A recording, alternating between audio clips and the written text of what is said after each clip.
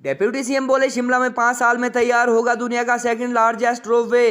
BRICS bank के सहयोग से तैयार होगी 1555 करोड़ की परियोजना। 2 साल पहले केंद्रीय मंत्री नितिन गडकरी व NHAI द्वारा भी हिमाचल में रोपवे के लिए स्वीकृत किए जा चुके हैं 5644 करोड़।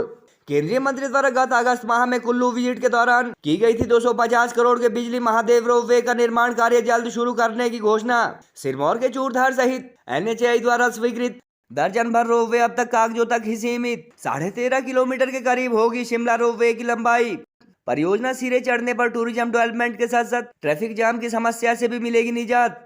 डेप्यूटी सीएम के अनुसार शिमला रोपवे में 3 लाइन में चलेंगे कुल 660 कैबिन।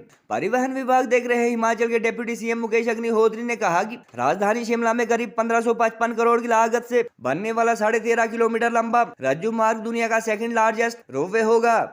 उन्होंने कहा कि फॉरेस्ट क्लियरेंस सहित रोपवे संबंधी सभी औपचारिकताएं अंतिम चरण में है और सरकार अक्टूबर 2024 तक काम शुरू करने अथवा टेंडर अवार्ड करने की कोशिश करेगी। परियोजना का निर्माण कार्य पूरा होने में हालांकि 5 साल लग जाएंगे, मगर फर्स्ट फेज 2.5 साल अथवा वर्तमान प्रदेश सरकार के कार्यकाल में ही शुरू किया जाएगा। डेप्यूटी सीएम ने कहा कि NDB अथवा ब्रिक्स बैंक के सहयोग से दुनिया का यह दूसरा सबसे लंबा रोपवे तैयार किया जाएगा। इस रोपवे का उद्देश्य टूरिज्म डेवलपमेंट के साथ साथ शिमला की सड़कों से ट्रैफिक का बोझ कम करना भी है और यह एक अर्बन ट्रांसपोर्टेशन का प्रोजेक्ट है।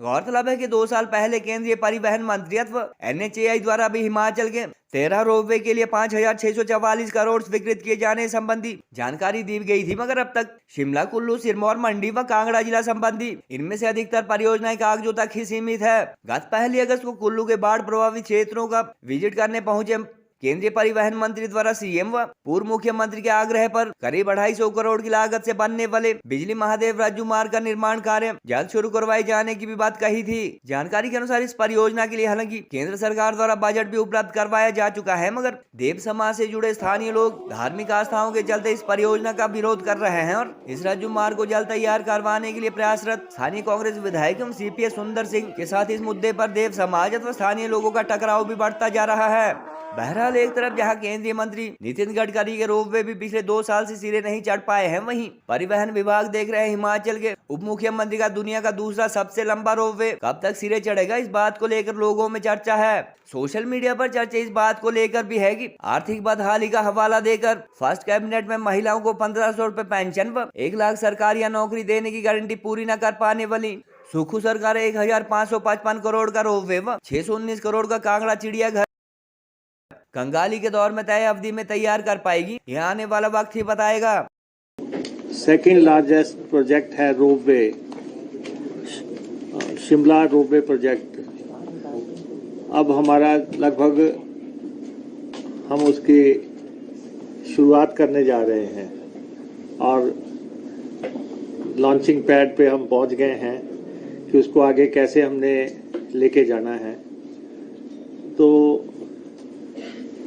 अर्बन ट्रांसपोर्टेशन के हिसाब से अब तक टूरिज्म के प्रोजेक्ट लगते रहे पर्यटन के हिसाब से, लेकिन ये ट्रांसपोर्ट का प्रोजेक्ट जो है ये बनने जा रहा है, जिसकी लगभग सारी औपचारिकताएं पूरी हो गई हैं। रोपवेज के ऊपर हमारी गवर्नमेंट का पूरा थ्रस्ट है कि आने वाले समय में हिमाचल प्रदेश में रोपवेज की श्रृंखला को कैसे बढ़ाया जाए। तो ये इको फ्रेंडली ग्रीन प्रोजेक्ट शुरू होने जा रहा है, जिसकी की लंबाई 13.55 किलोमीटर है और इसमें 3 लाइन्स होंगी और 13 स्टेशंस होंगे। 13 स्टेशंस होंगे और 3 लाइन्स होंगी और 3 लाइन्स को जो इन्होंने मार्क किया हुआ है, एक रेड लाइन है, एक ग्रीन लाइन है, एक ब्लू लाइन है। और इस प्रोजेक्ट पे 1555 करोड़ रुपया खर्चा आएगा और NDB के साथ हमारा टाई अप हो रहा है ब्रिक्स बैंक के साथ, जिसका हेडक्वार्टर चाइना में है। और इसमें 20% इक्विटी होगी हिमाचल प्रदेश सरकार की और 8% लोन होगा और 72% ग्रांट होगी।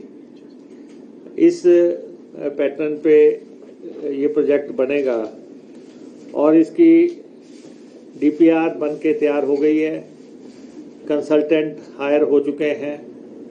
इस प्रोजेक्ट को ई क्लियरेंस की ज़रूरत नहीं है और फॉरेस्ट क्लियरेंस की ज़रूरत है, और जो हमें आने वाले 2-3 महीने में हम जो हासिल कर लेंगे।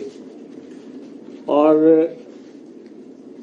इसको जो है, जो आप देख रहे हैं कि शिमला में जिस ढंग से ना तो एयर ट्रैफिक का कोई हिसाब है, ना कोई रेलवे का हिसाब है, और कंजेशन बढ़ती जा रही है लगातार।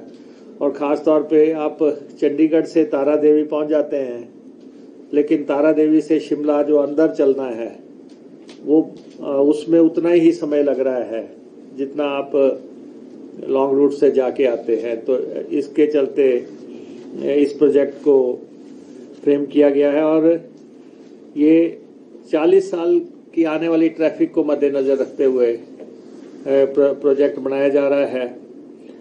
और इसमें जो शुरुआत में कैबिन बनने हैं वो 220 कैबिन्स बनेंगे और जब फाइनली पूरा प्रोजेक्ट बन के तैयार हो जाएगा तो 660 कैबिन इसमें लगेंगे और हर कैबिन की कैरिंग कैपेसिटी जो है 8 से 10 पैसेंजर के बीच में रहेगी और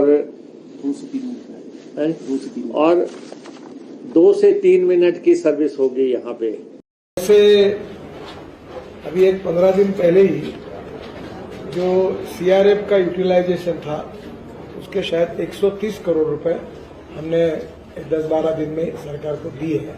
3-4 दिन पहले जयराम जी भी मेरे पास आए थे और नड्डा जी ने भी मुझे फोन किया कि मुझे कहा कि एक बार आप जाकर आइए, बहुत बड़ा नुकसान हुआ। तो मैंने आज पार्लियामेंट है और पार्लियामेंट का आज का दिन मैंने छुट्टी मांगी प्रधानमंत्री से और मैं यहाँ आया हूँ और एक स्पॉट को मुझे देखने का मौका मिला।